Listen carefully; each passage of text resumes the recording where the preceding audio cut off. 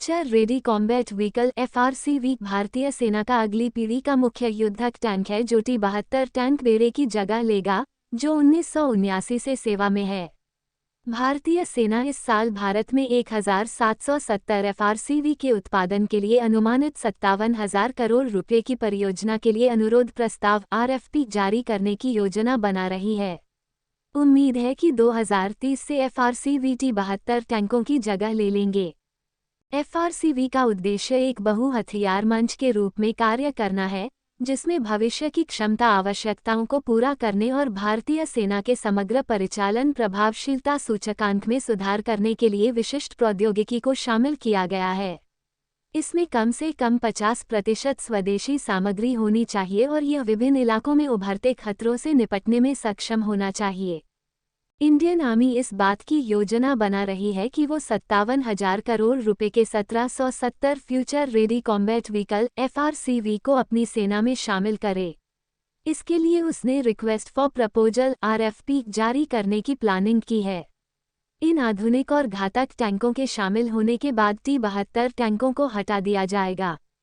FRCV में artificial intelligence, drone integration, active protection system, situational awareness, manned और unmanned teeming की व्यवस्था होगी। भारत के पास इस समय 2400 T-72 टैंक हैं।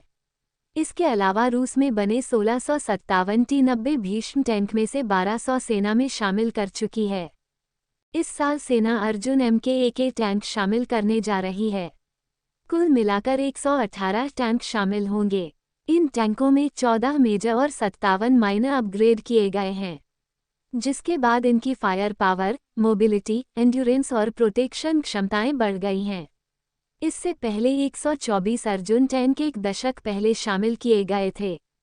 17,500 करोड़ रुपए से 354 स्वदेशी लाइट टैंक यानी जोरावर सेना में शामिल किए जाएंगे।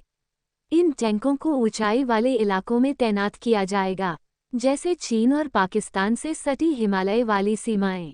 इन टैंकों का वजन 25 टन से कम होगा, यानी इन्हें आसानी से हैवी लिफ्ट हेलीकॉप्टर से लद्दाख जैसी जगहों पर पहुंचाया जा सकता है। इन लाइट टैंकों में से 59 को DRDO बनाएगा। बाकी 295 को सरकार द्वारा तय की गई कंपनी मेक एक कैटेगरी में बनाएगी। DRDO जब शुरुआती ट्रायल्स पूरा कर लेगा, इसके बाद कुछ अपग्रेड किए जाएंगे। इनमें 1-2 साल लगने की उम्मीद है।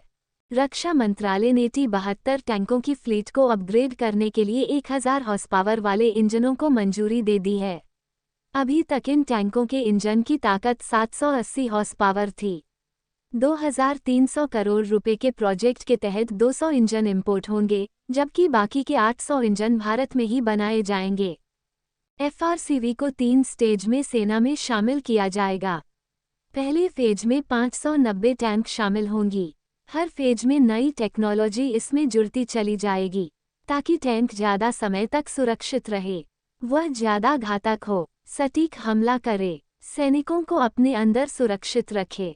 FRCV ऐसे टैंक्स होंगे जिन पर हवाई हमलों का कम असर हो, ज़्यादा सुरक्षित संचार व्यवस्था से लैस हों, कई तरह के गोले दाग सकें, कई तरह की मिसाइलों से हमला कर सकें, एंटी ड्रोन सेफगार्ड हो, इलेक्ट्रॉनिक वॉरफेयर में दक्ष हो, क्योंकि पुराने टैंकों की हालत अभी रूस यूक्रेन के युद्ध में देखने को मिली है।